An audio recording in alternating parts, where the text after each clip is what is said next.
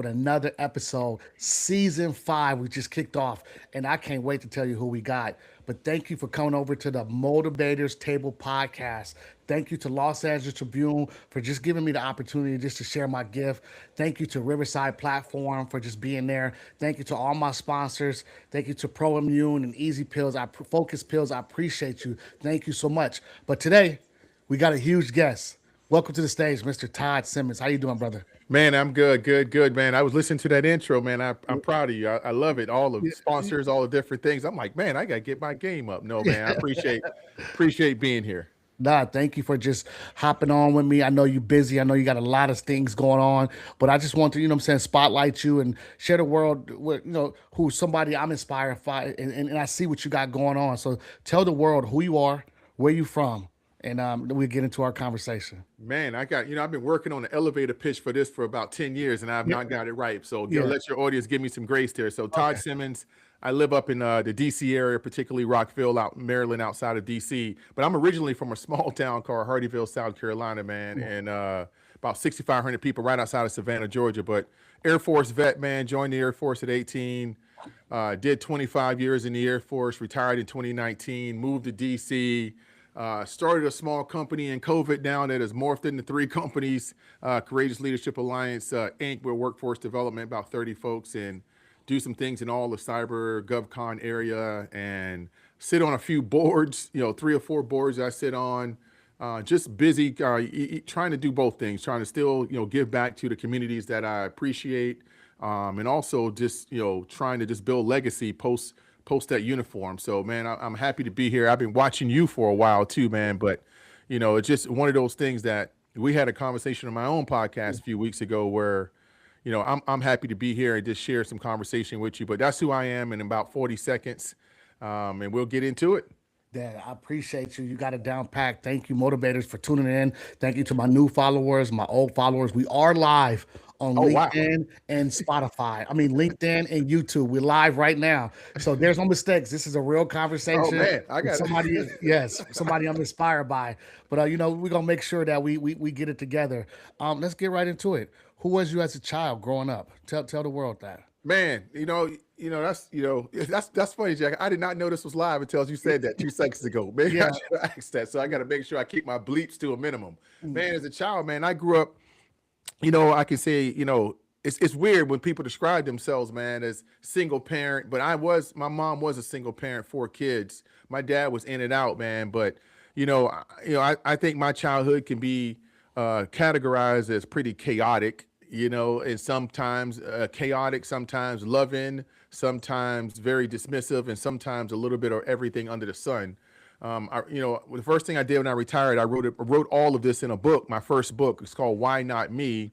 Born to Fail, Destined to Succeed. So that should tell you some of the bookends on what I consider my childhood. But man, just grew up as a dreamer, man. I didn't know until I came in the Air Force and had a learning disability. So my time in school, man, I failed the 4th grade. I failed the 9th grade.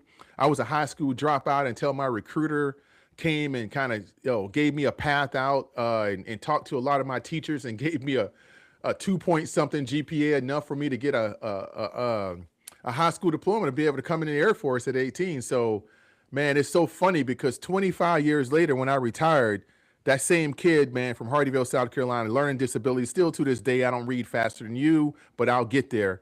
I Right. became the senior enlisted leader for all Air Force education. I was the Mm. command chief of Air University. So, I put that not as a braggadocious moment. I put that because when people said, "Hey, describe yourself as a kid," I like to tell them, like, man, who I was as a kid, man. I don't have any regrets of all those scar tissues I went. Man, that's what made me. Mm. Being a kid and being sometimes, being able to be a dreamer because I was left alone because my mom had 3 jobs and my siblings are so much older than me. All of those things made me who I am. All of the trials, the tests, the not knowing why I couldn't read very well, or not knowing why I couldn't learn like other kids, and not being able to understand that stuff built something in me, man, that I would not change for any amount of money in the world. Mm. I love that. I love how you broke that down. And here at the Motivators Table, we like to talk about the essence of where you come from. We see what you're doing now, but as a kid and building your character and understanding who you are, some of us we don't figure out who we are to after high school or Oh yeah. even later on. But as a kid, like what struck your interest? So you're talking about that. So let's talk about like who like at your core, what did you love to do growing up? Man, I tell you, in the first part of my life growing up, man, I love playing football. So I played football so when I started when I was 7 years old, full contact, Yeah, no flags. We didn't do that in the South. I'm talking yeah, about full contact, 7 years old, helmet to helmet, yeah. right? Which is totally probably wrong. Oh, Today we know that you shouldn't be having kids with developing brains contacting each other's helmet at 7 years old. But right. but my first 5 or 6 years playing football, man, I think, man, that was a mental escape. City football every summer, man, that was it. And then, my life kind of changed, man. I remember I failed the fourth grade and I was forced out of football by my dad of all people. The kind and I never really found that passion again. I went back never found that passion again. So, what happened, man, I think everything in life works for a reason because I tried to go back to football, middle school, didn't find that passion, thought about it in high school, couldn't find that passion. But in middle school, I shout out, man, to Miss Primus, Miss Thomas. Her name is Miss Thomas back then. Now it's Miss Primus. Still out there motivating the world in her late 70s, early 80s. Man, this lady was in middle school and she started this organization called STAR, Southern Teens Acting Responsibly. And then this started out of her own van. And what she did, man, is she took kids, man, who parents were cool with it. And then she used to have this little van, her personal van, and she would take us to slave sites and taught us about culture and Black history all around the site. And she started exposing us to so much stuff. And why I say that became a passion of mine because unknowingly, man, she opened a world that I didn't know exists. And I remember, and I remember when I was 10 years old, she took us to Atlanta, Georgia, and we had this 2-day sleepover with kids from like different chapters. Now she ended up having 22 chapters or something of this thing, and but we were the first. And I remember she had this guy come in. He was like, I don't want to say, I want to say he was. I always tell people when I tell the story, I say he was an African priest, but he wasn't. He was some guy that came in, talked to us as kids, and then he met with us individually. So it was my turn to meet with him. And now I want to set the stage because I just failed the fourth grade. I know I'm not a good student. I've never been a good student. I get in trouble. My aunt teaches at the elementary school. She has to come paddle me outside the class sometime when I'm in fourth and fifth grade because I'm a disruptor, man. Like I was not the ideal student. And I hated public anything. I remember I almost failed one year because I think in fifth grade they wanted to do a play, and I wasn't an out front person. The teacher was like, "You're going to take this part in this play," and I'm like, "I'm not doing it. I don't care what you do, not doing it." So long story short, this guy told me, he sat down with me, and he said, "Hey, I've asked people about you, and I got this sense." I think he was he was an African priest or something. But he said, he gave me a name. He gave me like a name. He gave me a name in African. It was like Mekalani or something like that. I can't remember exactly what the name was. But then he told me what's something that stuck with me that later in life. He said, "You're going to be a skilled writer and speaker one day." JR, that's what he said. And he said, now he's talking to a 10-year-old kid who can't read, who can barely put sentences together. He's talking to a kid who rather take get left back before he ever goes out to speak in front of people. And I'm looking at this guy and he's like, and I dismissed it. Yeah. But that guy told me that at 10 years old, you're going to be a skilled speaker and writer. And I'll tell you today, it's just funny. I cringe every time I talk about it because it was a journey. And just 2017, I still was a guy who hated public speaking just back in 2017. Now, by 2017, my writing got a lot better. But by 2017, I hated speaking. By 2021, I had a TEDx and already spoke in front of crowds up to 5,000 or 6,000 people. And today I get about at least 30 to 50 invites to speak every year, and I've written 12 books.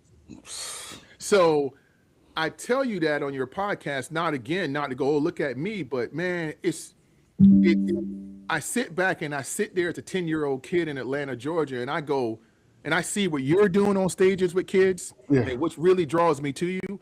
And I go, man, what powerful things can you instill in somebody that they may not listen to for 18 years? Wow. Look at You that. know? Yes, I love that. Look Yeah. at that. In motivators, you hear that story. Like I'm sitting here and I'm just in awe and I'm taking notes. Get your highlighters and your pens ready. I told you. Like he said that he wasn't able when he was little. And now look exactly what he's doing. And look who's on the motivators table. And you see why I'm taking notes and I'm just listening because that's where I'm going. And that's where the path where I'm training on and where I'm speaking and everything like that. And, God just had us cross paths, years ago on LinkedIn and you saw my journey. And I want you to be able to come on my platform and talk your ish because at the end of the day, people need to understand where do motivators go get motivated. We come here at the motivators table. You motivate me, I motivate you. But sometimes we run out of energy sometimes, and we need to talk to people that look like us, that's doing the same thing as us. You know what I'm saying? Yeah. I always tell people I can't give you advice if I never did that thing that you're trying to do. I'm not. I can tell you to get how to get to that moment, but I don't know how to get through it right there. So at the certain times, I'm listening to you because you are a speaker, you are an author, you Yeah. are a coach. I'm doing all them things right now, and I'm listening. I'm like, okay, my turn. Even what's crazy is you talked about TEDx. I started my week off slow this week in my mind because I got my email that I didn't make TEDx Orlando, and I'm like, who's better than me? That's making who's these 12 people that they selected? Yeah. So and I'm and honestly, I'm a competitor at heart. So it's like Yeah. where I don't see him on LinkedIn, I don't see him on Instagram, and what it was crazy is I interviewed the guy that was the director. He's done it. He's like, I mean, I'm devastated for you, but at the end of the day, just keep going on. And God told me just keep pushing forward. And I love these type of stories because that's where I'm trying to be at. And that's why I'm hyped now because I'm listening. I'm like, okay, I see what you're doing, God. And God told them the African guy told you, and then you activated your gift. Yeah. So I'm that's it. telling you, man, look, TEDx, man, I got rejected for 4 TEDx, got on one, tried to get on a bigger one, been rejected 6 times. So what I'm gonna tell you, man, I don't look at I tell people I don't use the word failure anymore. Everything that doesn't happen is a lesson. It's a lesson. And it's a lesson to get better. Yeah. I'm in my company is in the GovCon space. We put in for government contracts all the time. We lose way more than we win. Yes. So, but we don't look at it as a loss. We look at it as, man, the best thing we can get, my team can get, is when we put in for a government contract and they tell us we didn't win, but they tell us feedback because you don't get that all the time. Right. Sometimes, man, we just got feedback from an army guy, man, for an army contract we was doing, and it was the best feedback that I ever received in 6 years of doing this because he gave us line by line what we didn't do or what we can get better. And I Okay. said, thank you for that blueprint. I appreciate it. Yeah. Like I Yeah. sent him a really long personal email back, like, hey, this is what we appreciate. And then I went and found the company that won the contract. Yeah. And then I emailed them and said, hey, we were another company that went against you. Congratulations. I would love to connect with you and figure out what you guys are doing or see how we can collaborate. Right. And you Right. know what? The vice president of that company got on the phone with me, got on a Zoom with me. And we have had 2 meetings and a lunch now. And now we're going to have, now we're going in right now. My team is drafting a contract together to partner with them on something we're going to do or Oh we wow. can do together. Look at this. So, not, we can have competitive. I'm a competitor too, man. Trust me, bro, man, I'm a competitor. But I also don't compete where in areas that are silly. I'm not going to compete with you, even though we're in the same space, because I know together we can be better together, Right. Right. right? Like we, if it's something like that's why my podcast, when I did my commercial for my podcast and released it today, I said, if you're my friend, don't keep motivating me. Tell me, oh man, go get. No, tell me what I'm not doing and what you see. Tell me the gaps you see. Just don't Exactly. keep telling me, oh man, good job. Yeah, keep going. No, I need more than that, bro. Definitely. I need you to tell me how I could be better, how I could do better. You know what I'm saying? And also, don't what he's saying is motivators. We're not gonna break you down. We're gonna Yeah, build you back up. You know what I'm saying? We're gonna make sure that we start with the great things, but yeah, also things that you can fix. We learn out in the military, the yeah, pros and the cons, PCCs, PCIs. How can we get better for this mission? Because for us in the military, when you lose, we lose lives. So yeah, like at the end of the day, our brain is trained for that. So Monday when I got that email, it went straight back to the military for me. Like, what? How can I do this? But Yeah. then today I was like, how can I get better? Who Yeah. who is who is my competitor so I can see, so I can make sure I study that situation. You know what I'm saying? So I appreciate you talking about that, man. And I want to caveat real quick, man. You got that hat on. It says take care of from mental health. That's what it says. Take care of your mental health, man. Come on, You know man. what? First time ever wearing this hat. I said, man, I'm wearing it today. Yeah, I love it, man. I love it. And people don't understand that. That's big. Mental health in every aspect. If you cannot take care of yourself and your mental health, you can't help nobody else. You know No, what I'm man, saying? and that's a journey for me too, man. I tell you, it's a lifetime journey for everyone on that journey, man. And for me, man, what a roller coaster, right? We talk, and I think that's what kind of drew me to some of your content at first is when you were talking about your mental health journey. Matter of fact, I can 100% say I might have caught you one day and you were right in the middle of saying that, like the things that have happened to you, all including, all the businesses you started and starting over and the mental health challenge. And I said, you know what, man? Unfortunately, not a lot of people say that out loud. Right. And I don't know why. I was Right. having a lunch with a business partner yesterday. She introduced me to a guy who I've never met before. And we're at the Mm. table and I haven't seen her in a while. And she asked me how I was doing. And I wasn't even thinking about it. I said, man, I had some hard days over the last couple of months. I've had some down days, some days where I felt heavy. I just started talking about, Right. the things that you deal with when you have a mental health journey. Right. And he was looking at me talking and she just went, I I'm I just can never, and she's heard me say this before, but she said, I can never get over just how comfortable you are talking about that just in public. Mm. And she said, I just love that for you. I'm like, no, because it's almost therapeutic for me. It's like once you fall in love with yourself and all parts of it, Right. you're okay with every, you're okay with every, you're okay. You don't even care about the exterior opinions no more. Nah, you don't know. Yeah. Whatever, man. Like Yeah. I love me. And if you're in my circle, you don't have to love me, but I love myself enough for both of us. I'm Right. okay. Exactly.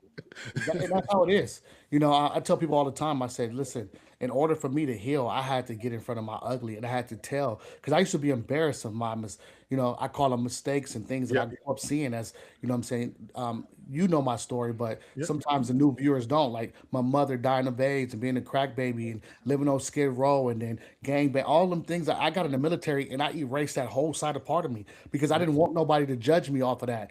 So, and then once I got in the military and then got out, some of the stories I didn't tell in combat because I didn't want nobody, like, it's so many people talk that we call it bar talk.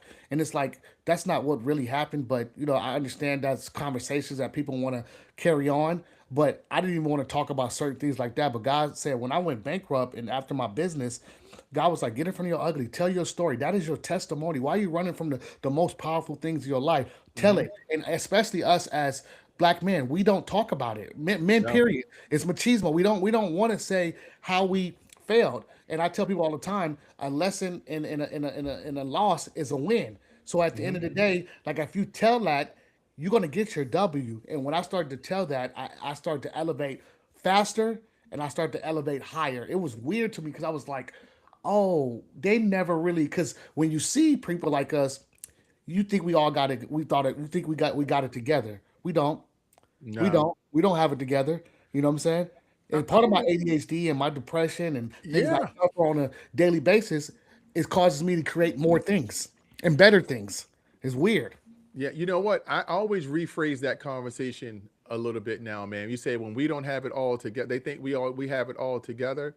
Honestly, I would say yes. For the most part, we do. Because having it together is a self-awareness that I do have a journey. Right. So when people say, "Oh man," I'm like, "What?" He's like, "What are you trying to like? Oh man, you trying to make your life better?" I'm like, "No, I'm not trying to make my life better. I'm trying to make my journey smoother. But That's it. my life is great. I'm Yeah. alive. My family is healthy. I take the wins. Trust me, the wins are the wins. Well, you But gotta I take. said, man, all I try to do is fight for smoother. That's it. I don't That's have it. no kind of utopia view of what, oh man, that this is when, because I think, when I is the greatest injustice you can do for yourself as you start talking about, oh, I'm going to do this when I get what? You're not promised, no, you're not promised anything. So Right. every day I wake up, I say I'm gonna try to do better for today. Like every day is a journey for me. Like I'm gonna wake up in Right. the morning. Like the last 2 days I worked out, that was great. That was 2 days in a row, There right? you go. Because Yeah. so I got sometimes it don't that one day of not working out turn into 6 days, right? So In a month. in a month. So Yeah. 2 days in a row, it might not sound like much. Some of y'all viewers may be laughing and be like, man, 2 days, that ain't nothing. No, Yeah. that's a win, man. Yeah. Like I did it too. And tomorrow, if I get up and can will myself up and get on this treadmill and work out and lift some weights, that's 3 days. Yeah, exactly. And you got to, one foot in front of the other, one foot in front of the other. I was in the gym yesterday and I was with my son, and I work out. It's for my mental health, and then the cherry on top is getting my body right. But Yep.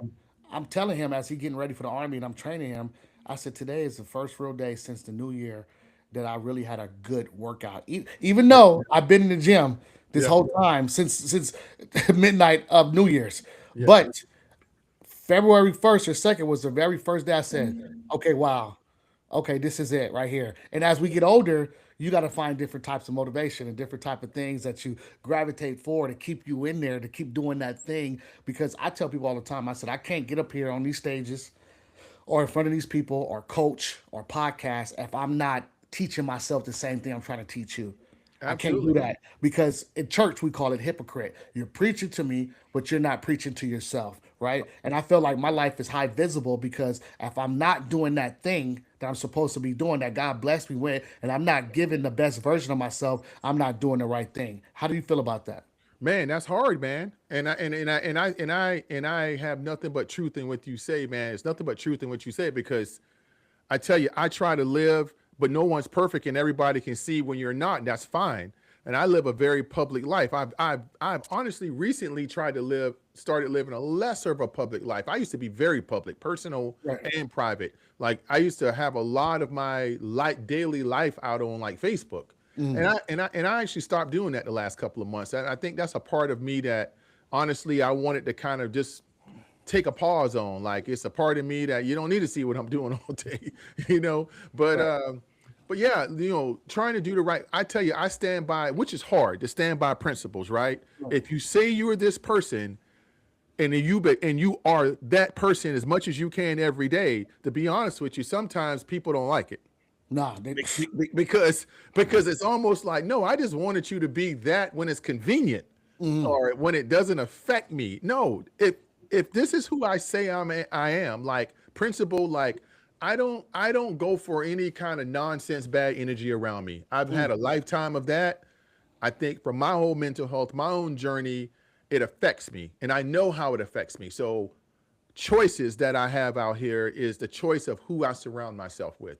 First right. choice you have. I tell both of my daughters that all the time. The number one choice you get is outside of work is who you spend time with. Right. Exactly.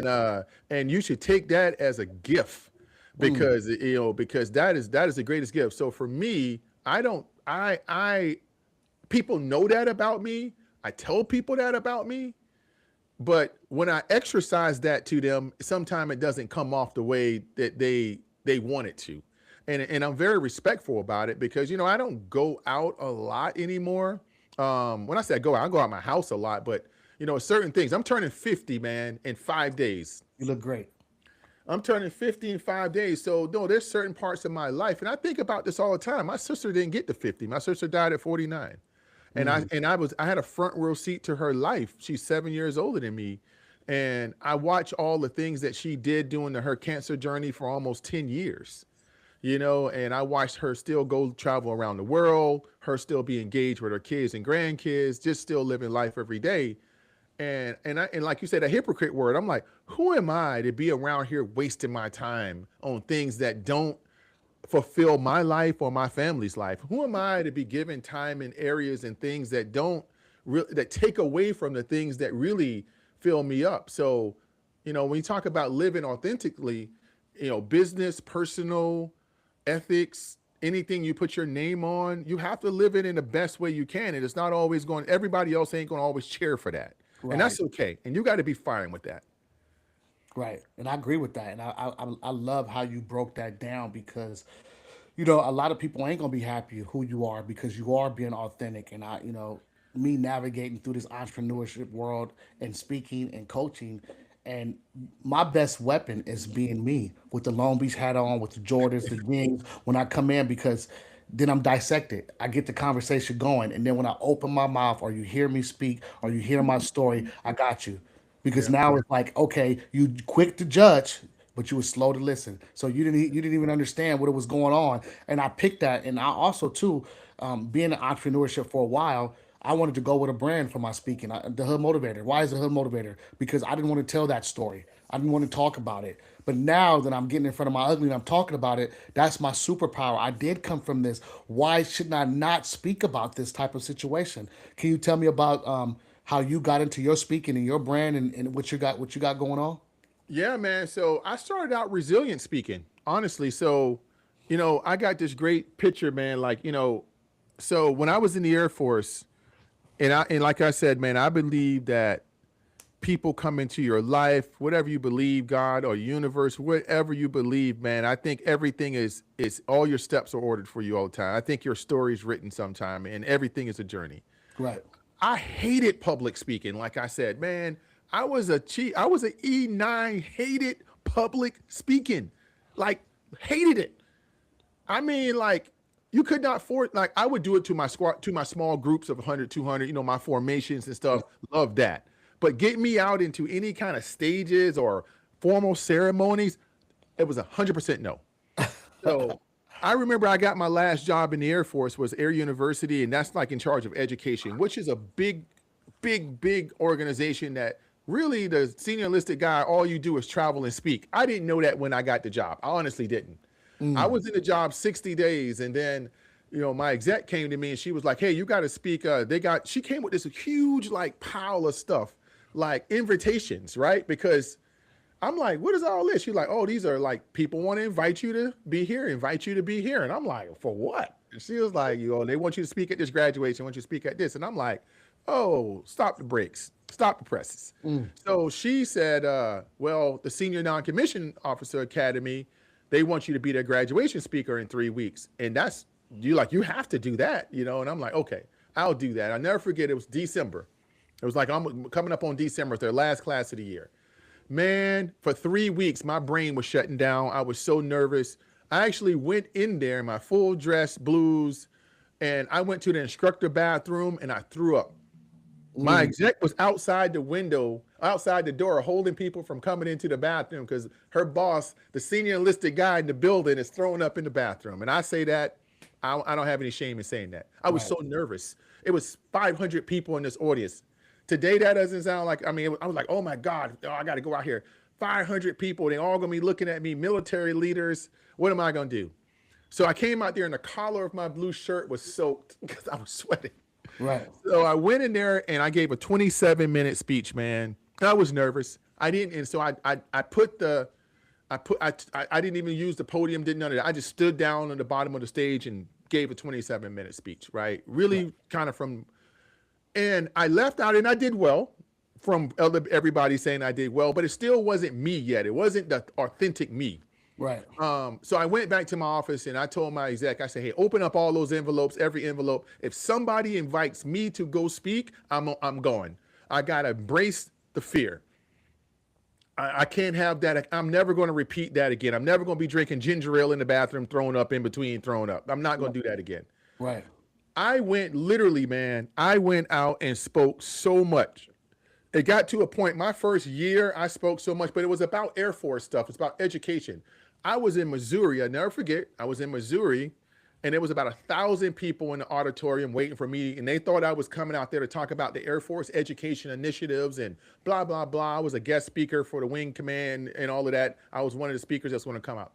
Man, I got out there, and I looked down at all the colonels and stuff in the front row, and I said, "Hey, I'm going to let you know right now, I'm not about to speak about anything that has to do with Air Force education." I say, "I want to just spend 30 minutes to talk about, out of this 1,000 people in this audience, that is probably 10% of the people in this audience that's hurting right now, depressed, may want to even take their lives, have financial issues, and that 10% is probably low. And I want to tell you that I was one of those airmen sitting in this audience. And I hit him with the first time I tried to take my life in uniform was this. And I hit him with, there's not enough people with all these chevrons that I have in the position that I am that's going to tell you that it was a hard road getting here. And man, I literally was that moment. It wasn't no like look at me moment. I honestly thought I was flushing my career down the toilet when I was doing that. I was like, I don't care. I'm about to tell what's on my heart. Right. And I think at the time we were having a lot of public debates about suicides in the veteran community and suicides in the active duty. And I just was kind of like in a mood anyway. And, I got off stage, man. Everybody, I got like a stand ovation, but I got off stage, man. Those officers in the front row all came up to me and was like, that might have been the bravest I've ever seen. Like for somebody at your level to get up there and say that and to just be raw and vulnerable and put yourself in the fight. And you know what, man? So this is year one. I have another year and a half into this job because I was there too. The rest of my time, man, that's all I did. I went around. I would still give about 10, 15-minute update on Air Force education. And I just rawly talked about that. If you look at clips of me and people, that's what you saw me doing in my career. So that's what started me into speaking. And when I retired from the Air Force, the next day, the very next day, my retirement ceremony was on 6 December. 7 December, I had my first speaking event out of uniform, 650 people. And it was me telling about, I used to, my presentation, my first speaking back in the day used to be about, what did I used to talk about? I used to talk about the heaviness of your rucksack, Right. And what's in your rucksack, and then those invisible weights that's in there. Right. And that really, man, propelled me, man. And even in the COVID, 2020, 2021, I started as a speaker. And then I just, I built my company around that. And I don't do as much speaking as I used to, but I just built my company around something I feared. So long story short, to answer your question, how did I get started? Something I feared and never would have done, even for the paycheck I had at the time, turned into one of the number one skills that I had. I love that. That's deep. That's heavy motivators. Y'all hear that? You hear that? Like that's right there. That resonates with me because that's what I do. And you talking straight. Like some of the best speeches is directly from our heart and freestyle and letting people know when you walk in there. I had a PowerPoint and I had something written down, but God is moving me to say this. I have to say this. And if y'all never bring me back again, at least I said what I needed to say. Exactly. I did that, man. I'm gonna tell you, man. One time I was in a soccer stadium in Daytona Beach, and it was 5,000 people. It was the junior ROTC national. I didn't even know this was a thing till I went that year. The junior ROTC national drill competition is usually in Daytona, Florida. It's 6,000 people that show up to this thing. It's kids from high schools, all something good for you to look into. Kids all around the high school, the junior ROTC world, all services are there, parents. 5,000 people, and they have half this stadium that they have, the keynote speaker. I'm the keynote speaker. Half the stadium is all of the people in the stands, and they have a podium and a microphone in the middle of the stage. It's just weird. You out on this floor, and you're going to be looking at everybody. So I had a speech written, had my binder and all this stuff, and it was sitting up there. I walk up there, I get behind the podium, I look up at all these people. Man, I grabbed that microphone. You should have sort of look on everybody's face like, oh my God, what is he doing? But man, like you say, the best thing when people say they want to get into the speaking industry, there are some mechanics and there's a performance involved in it that you have to, just like an actor, you have to practice those things. And and a comedian, people don't realize a comedian is all timing. Comedians practice those jokes. They know when the laugh is supposed to happen. They know when everything is supposed to happen. Right. There's some performance aspect, but you cannot flush down the toilet the value of being authentic into your brand and your story. I'm a little quirky and I lean into it. I can get passionate. I lean into it. I can literally, I was speaking in Montgomery, Alabama last week, 200 and something people. I saw that. And dude, and it happens to me all the time. In the middle, I'm in my passion, I'm talking to them, and I literally forget what I was about to say. And you know what I do in that moment? I would look at the audience with a big smile back. I don't know where I was going with that because I totally just forgot. But you know what? It probably was a great point. So let's keep going. I own every part of it. So that's just me. I don't ever go on to any public, and people are like, do you ever get nervous? I'm like, never, because when I get up, it's no different than me talking to my wife, or it's no different me talking to you. Right. I'm just talking to a multiplied audience at this point. That's it. I'm not going to do anything other than be my authentic self, which people can feel. Yeah. Yep. People can feel that.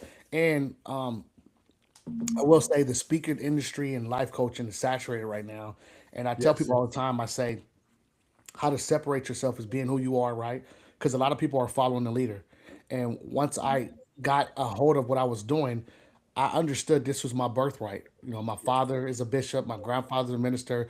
My dad used to make me listen to Zig Ziglar. I ran away from this. I didn't want to do it. Just like you, I didn't want to do it. I was cool. I was like, you know what? When I got out, I'm gonna be a bodyguard. I'm gonna do this. I'm gonna do tactics.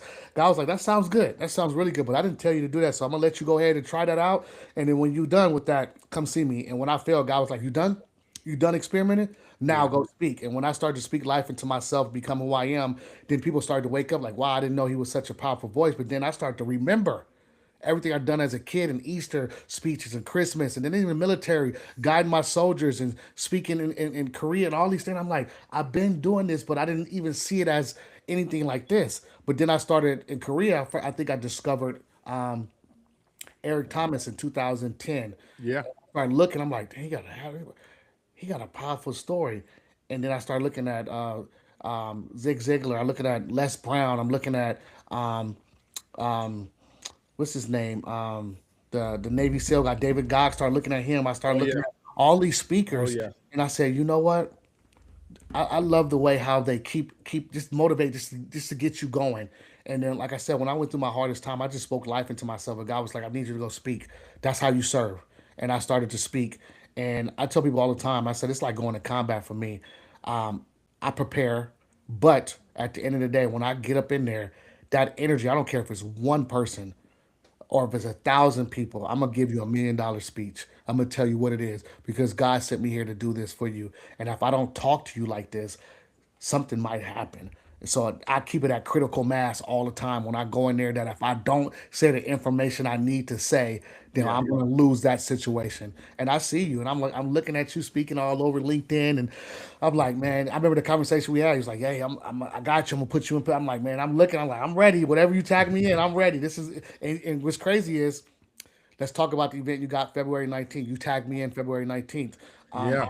I appreciate me making that selection process, and let's talk about that. What's going on February 19th? Yeah, man. So we and my partner, shout out D Mosley. We had a idea last year that we wanted to do a women's and a men's conference. We call it She Leads and He Thrives. And She Leads just executed a couple of months ago. It was 100. We do it in a great venue here. Shout out to the Tower Club here in Tyson, Virginia. Great white glove event, food top notch, venue top notch, 17 floor overlooking all of DC. So you come into a great venue, man. It's gonna feel like it should feel when you walk into something. So she did the women's version. We doing the He Thrives, which is about building health, mental health, and wealth.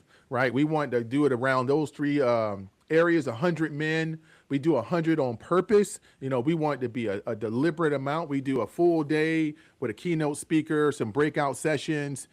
We have a special treat. Shout out to Susan Hamrick. She is a filmmaker. She's going to kick off her nationwide conversation on Unfiltered, the Blueprint, where she has unfiltered conversations with men.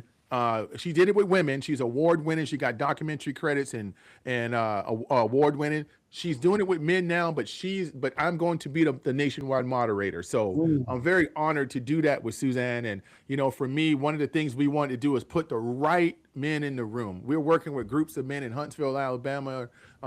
This DC group gonna be special because they're coming from different locations. We're gonna be working with men maybe out in California and stuff. Just groups of men.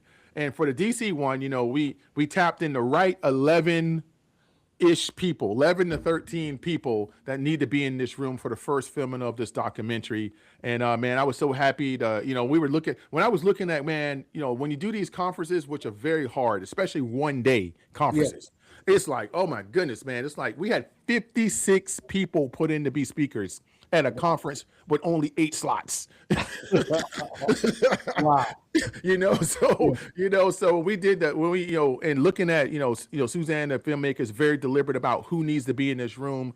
And man, I definitely wanted your voice in the room front and center to Right. talk about some of these things, man. And I just think it's another elevation of how I will say this, we never met in person to this day, but it's the elevation how you never know. I always say this, everyone's watching, this not everyone is engaging. So you never knew I was watching No, I never until did. I engaged, Yeah. Yeah. right? Yeah. So I tell people, man, there's some people who get discouraged. I tell people, I used to have a social media manager a few years ago. I mean, she's awesome. But but it wasn't my authentic brand. So Right. I told when she left my business, I said for 6 months, I'm gonna make sure I'm posting stuff about myself and things I like. That Right. 6 months turned into 3 years Wow. because I'm not great at social media, but I know that whatever is put out there is me, right? Right. And I know that I will tell you honestly, I've had so many opportunities because of what I put out authentically about me. I got a phone call with a guy on Tuesday who was like reached out to me, was like, and I know this, or it's a big organization. Actually volunteered with them before. Right.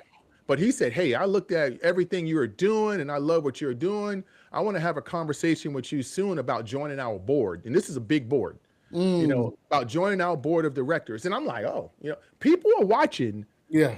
but that guy ain't never liked my stuff. But people are watching, they just haven't engaged yet. And Right. that's what I tell everybody. Stay consistent. It doesn't matter what the algorithm said or the likes and stuff. Yeah, you want to build a following, but trust me, somebody who probably have had 20 opportunities that are significant from people who are watching that just didn't engage. Right. My largest business partnership is someone I worked as a subcontractor for. It's one of many, many subcontractors for a couple of years. And, I'm just doing a good job being a subcontractor. They could have picked, and one day they called me and say, "Hey, we had our board meeting. We want to enter a partnership with you, not just a subcontractor, because we see how you move. We trust you. We have shared information with you. You have never let us down." I didn't know they were watching me. Right. I love that. So my whole to your motivators, man, to the motivator table, man, I'm gonna tell you, man, it doesn't have to do with social media. It has to do with your presence everywhere. Everywhere. My wife and I walked into a mattress store the other day because, man, once you turn in your 40s and definitely you turn in 50, that sleep becomes, man, better than food, bro. I'm telling you. Exactly. But we walked into this mattress place, and mattresses are expensive, right? It's one of these, high-end mattress specialty stores here, right? Right. And the lady, it was just us two walking in there. And I had my sweatpants on that day because it's Saturday, So and that's how I dress in a lot of athleisure anyway. Yeah. I had my nice athleisure. If you really see me out of the street, I probably typically got a track suit on and some Air Max 95s because I got a lot of pairs of Air. That's typically where you see me in, right? Right. So, but I'm walking in there, and this older lady, she's probably in her 60s, late 60s, but I walked in there and she immediately got up and came over and talked to us, and we spent 45 minutes in that store. This lady had us laying down on mattresses. She was so awesome. So I wasn't even trying to buy a mattress that day. I was just looking. We left out there and bought a very expensive mattress. Not only after we bought the mattress, we sit there and talk to that lady for 30 minutes about because we like to travel. And she mentioned, I don't travel, never been really out the country. And man, we were in there showing her pictures in our cell phone and all, but it's all about how you treat people, how you show up. And that's why I comment. It doesn't matter what I had on. It doesn't matter. It's my cat. I could have came in there and been nasty to her and been like, "Hey, we're here to look at a mattress." And she tried to help me or overhelp me, like, "Hey, we don't need your help." Right. Right. Or she could have been vice versa. I could have came in there and I told her that. I said, "You know what? My wife and I went in another store recently and we walked in and the person looked at us and barely acknowledged us and didn't even get up and turned their back and started looking at their computer. And we just walked around the store and walked right out. So they lost the sale." So for that, man, it's like visibility is key, man. And how you show up is very, very important. Exactly. I love that how you explain that too, because it's so true. How you show up. This world is really nasty, and there's a lot of bad things going on. And I think it's easier to be negative than harder to be positive. And Yeah. I try my best when I leave my house to make sure I'm in the right frame of mind. So if I am engaged or people see me, I'm living my life the correctly example. I'm not a pushover, but at the end of Yeah. the day, Yeah. if there's a situation that I need to handle positively, let's talk about it. If you see me, now I'm going around, even in airports, people are stopping me getting autographs, and it's crazy because it's like, oh wow, now it's like I remember I used to protect the people like that, and I used to watch the fans come up. Now they doing it to me, and I'm like, look how God changed that whole situation. And I'm humble because at the end of the day, that's what I want. I want to be personal with the people. Also, if you see me on YouTube or speaking, it's okay to come up here. Let's talk. My nose is not up in the air. I've been where you at, and I would try to help my best to get you out of that situation. And I see that's what you're doing on LinkedIn, and I watch you how positive you are, and I see, and I'm like, you know what? Look how God works. And then you hit me up earlier this year, last year, late last year about your speaking engagement, and I was like, I'm ready. Whatever you need me to do. And then I went through the selection process, and I got selected, and I was so thrilled and happy. I made my own flyer. I've already been promoting it, talking about it, telling people like that's how I am. And it's me. I every speaking engagement because I told myself this year that I always tell myself I have a number of speaking engagements I would do, and I had 50, and I had 100 episodes of podcast, all these things that I put out on my goal and my date and all that good stuff. So I appreciate you coming on my motivators table, and I'm sure my motivators they love it too, man. What I want you to do right now is share the world your social media, your LinkedIn, who you are, your LinkedIn, whatever social media you got, so they can follow you, so they can tap in, so they can book you or whatever they need to do. Yeah, man, I appreciate it. If you want to, follow me on LinkedIn, Todd Simmons, on LinkedIn. Trust me, ain't another Todd Simmons look like me, so you can find me easy on LinkedIn, IG, T. Dot Simmons, on IG. I don't really do a lot of Facebook anymore, but our website is www.courageouslead. You can see this lion in the back, so we are a lion-based company. www.courageouslead.com. But you can hit me up on any of those, and we're sure get back to you. But more than anything, it's about sharing a message. So that's what it's about. I mean, something we are focused on here in 2026, which we have been for the last couple of years. But we are partnered with some high schools for scholarships and different things like that. If that's something anybody's interested in, we're already we started out giving one scholarship about 4 years ago. And now last year we gave out 15, and this year we have a goal to give out 20. So man, I would tell you all the folks out there who've been so positive in doing that. I don't believe in success. I don't believe even when people say a seat at the table. I don't even believe that. I think I think everyone can build their own empire. Like everybody can have a role in. It doesn't even need to be a table.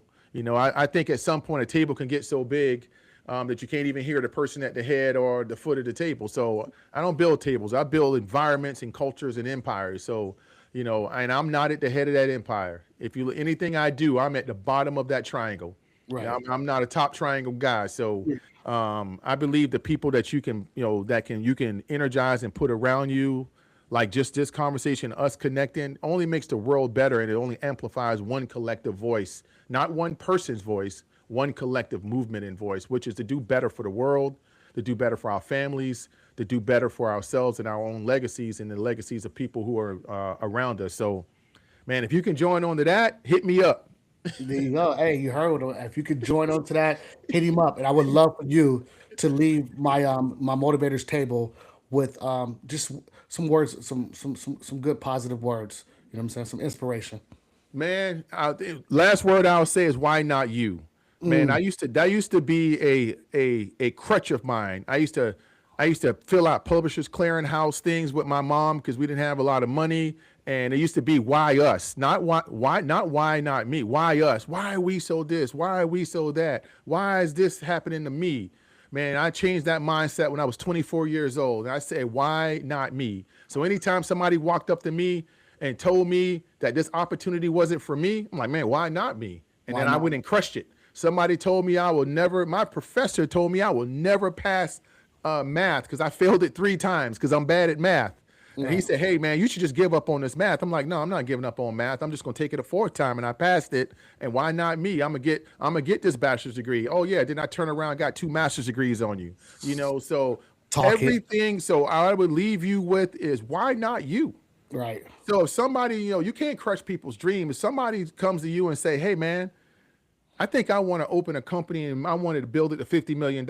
Absolutely. Is that going to be easy? No. Is it hard? Yes. Does it take a lot of skill development? Yes. Or you might be having to go back to school in your 40s to get another degree? Absolutely. Are you going to have to change and not go to the club sometime and not do things with your friends? Absolutely. Because you're going to have to lock in. Right. Right. But I'm never going to tell you you can't do it. Right. Exactly.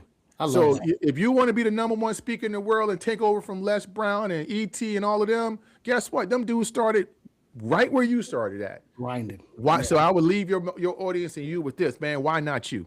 Why not? You heard him. Why not? And that's where I'm on the trajectory for that. I tell myself every morning when I wake up in my prayers and my affirmations and my manifestations, all these things, I am. I am this, I am that. And right now I want to make sure that, my audience, this is a segment where we transition to before we get off, is I pour into you. So do me a favor, hold up your cup, an empty cup in your hand. Empty, empty.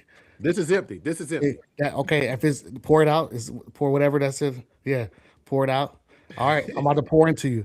Hey, Todd, listen, brother. I don't know you from. I never met you before, but you are special. And thank you for just allowing our energies to match. And thank you for just watching me and observing me and seeing my transition. And thank you for believing in me. And thank you for putting all that positive stuff out there in the world for people to see. And motivators, this is who you inspire to be. If you're a speaker or coach, he's doing it.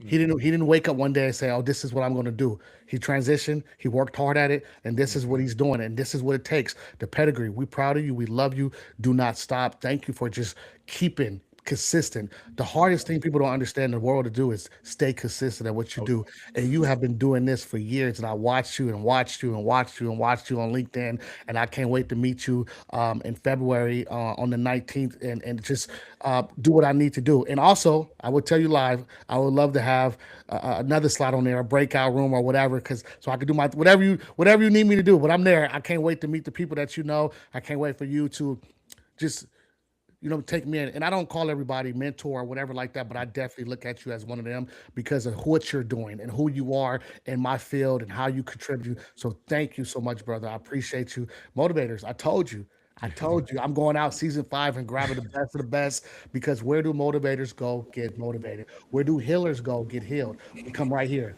Thank you, Todd. I appreciate you, brother. Hey, there you have it, Motivators Table. Boom. Awesome.